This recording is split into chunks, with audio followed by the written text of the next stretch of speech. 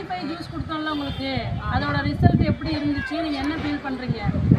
அதே நான் வாங்குறதுக்கே யோசனை பண்ணேன்.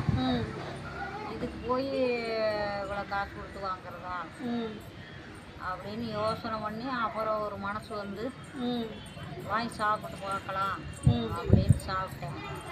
ஒரு மாதம் சாப்பிட்டேன். ஒரு மாதம் சாப்பிட்டதில் எனக்கு வந்து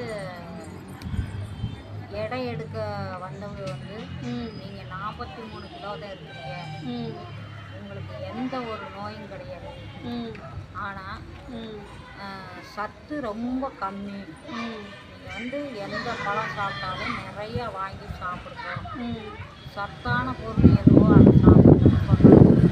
அந்த டைமில் தான் ஜூஸு சாப்பிட சொல்லி சொன்னது. சரி, காசை பார்க்கக்கூடாது அப்படின்ட்டு வாங்கி சாப்பிட்டேன். சாப்பிட்டதுனால எனக்கு வந்து எவ்வளோ வேலை செஞ்சுட்டு வந்தாலும் படுத்தா எந்திரிக்க முடியாது, சலுப்பாக இருக்கும், சங்கடமாக இருக்கும்.